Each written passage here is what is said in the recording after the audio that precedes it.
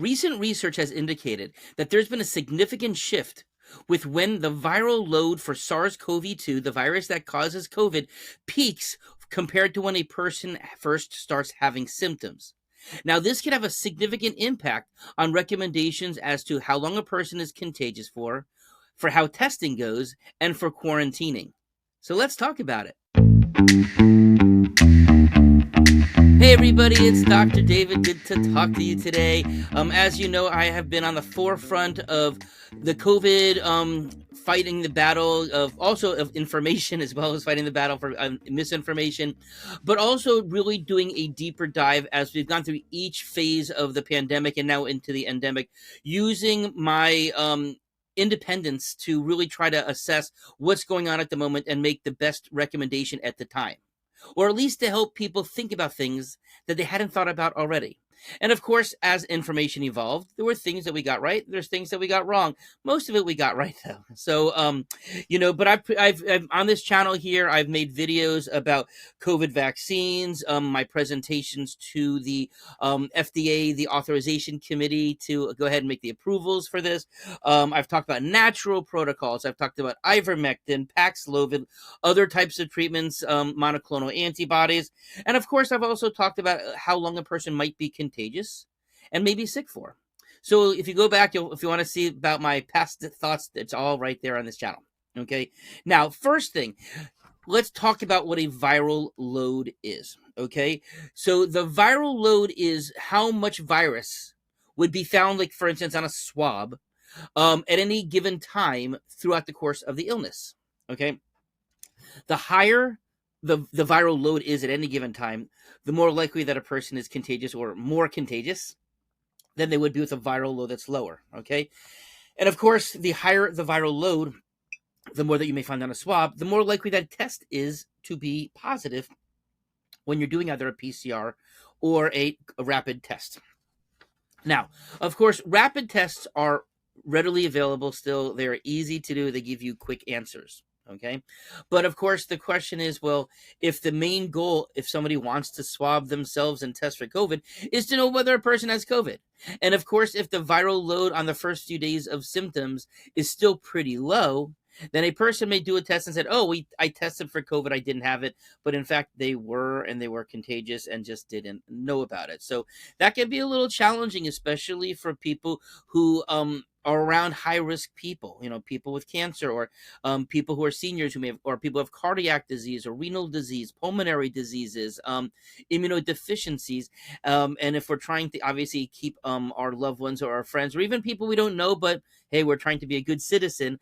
Of course, when we're at our most contagious self, or when we're contagious, we have to ask ourselves, should we be out in public or private, potentially exposing people to things? And of course, this could change this significantly if the swab is showing negative, but you still have the virus, or you think you're fine. And then 2 days later, when the viral load is higher and you don't know about it, and you could be then passing it along to somebody else who may do worse for it than you did. And who knows, right? Obviously, you don't know who in your household could do worse.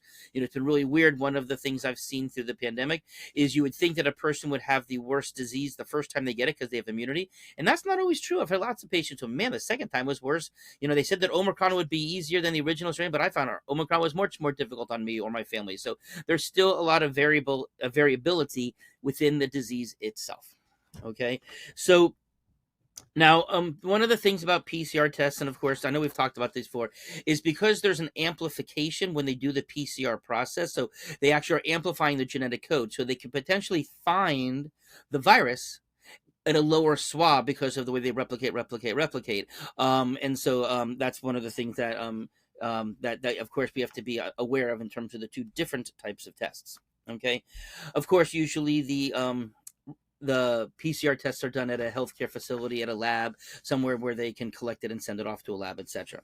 Okay.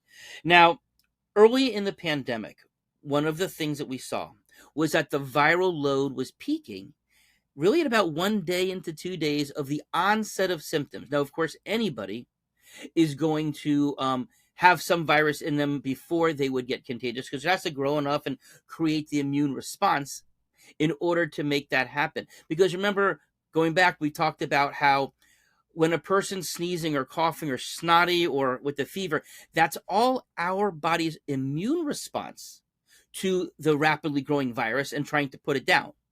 But now, if we're in a situation where the symptoms start, maybe the symptoms because they don't peak as high, we don't get as high, but also because our immune systems, if we have immunity already, and of course, whether that is from natural immunity, vaccine immunity, or hybrid, then the virus isn't going to grow as fast and peak as quickly before it starts to come down. It's going to kind of take more of the slow on. But in the meantime, because our antibodies and our white blood cells are fighting the good fight, we're seeing the snot, we're seeing the fevers, we're seeing the cough, the rundown feelings that people can be getting and still do get from the virus. Okay, now, of course, that could also explain why there is more a lot of asymptomatic spread, because of course if you have immunity, you may not even show symptoms for a few days, and of course during the time period maybe you are potentially still contagious, although not as much as when the virus is, but you could be contagious when you are asymptomatic, which we've talked about that for for a very long time. Okay, now another thing, obviously, just if that when the viral load peaks fast, when you just do when you do the test at the peak of the viral load, then of course the test will more likely will be positive. Now, there is some new research that I kind of had alluded to before. This was research that was done at Emory University. They actually first, but they found, and they were using PCR testing because that way you can kind of count the viral load as opposed to the rapid tests, which are just positive or negative. Okay, and so they had 348 people who tested positive for PCR. Now, 91% of them had either been vaccinated or had, again, had natural immunity. But, and obviously we can test for these through the antibody tests that are done. And what they found, as I said, is that the median, so that's the middle, the average, not even the average, but like the middle number of days. So, you could have a 1, 3, and a 5, and the median is a 3 there. You could have a 1, a 1, and a 3, and a 4. And my math is correct. That could still end up being like a median of 3 as well. So, but at the same study, interestingly, because they were also testing people, it was a combination influenza COVID test. And they found, even though people have been having, influenza for a long time, although less often during the age of the pandemic, it was 2 days still before the virus load will peak for influenza. So again, quicker onset, quicker likelihood to find the positive test, and to take the measures that are necessary. But what does this mean in real time? Okay. As I said, because the immune system's kicking in, fortunately, a high viral load does not necessarily mean how sick you're going to be. Okay. It's how our immune systems are at baseline and all the things that we do to keep a strong, healthy immune system, as well as what our immunity is for the particular virus, that makes a difference with how sick we're going to get. Okay. But of course, when we have that fast antibody, that's why we also can get kind of a quick cutoff and a decrease of the virus itself growing, even though the immune system causes all of the symptoms. Okay. But of course, if you check too early, you're probably not going to test positive. So again, just don't be lulled into a false sense of security that you or a loved one doesn't have it if they're symptomatic, but it's early on and they test. Okay.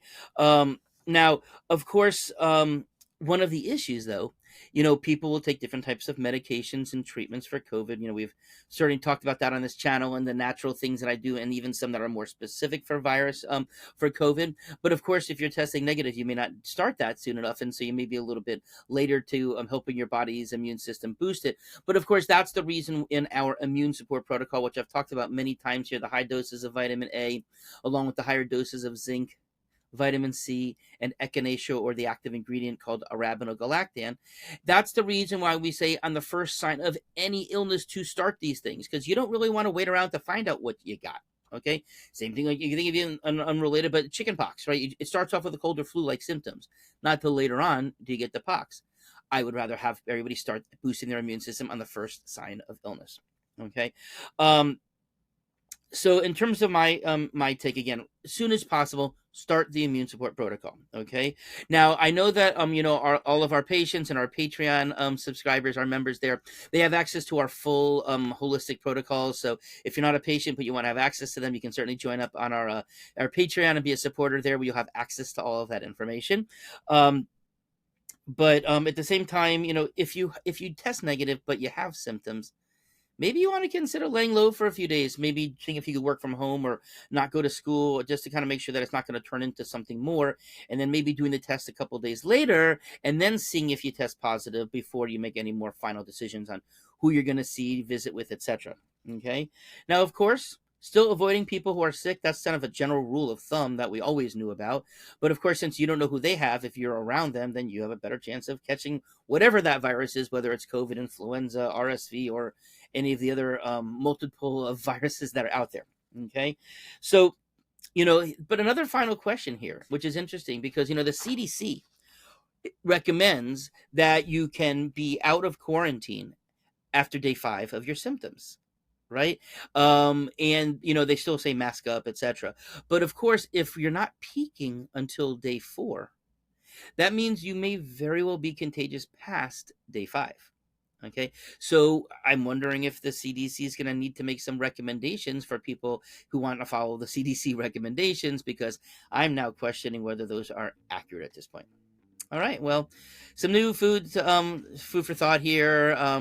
Obviously, I hope everybody does make it through the cold and flu, and I don't know if I want to call it the COVID season, because I don't know if we have a COVID season yet. They seem to kind of pop up a few times a year. But nonetheless, as we're heading to it, make sure you got your good vitamin D levels, make sure you got your good zinc levels, and start that immune support protocol right away. Have a good day.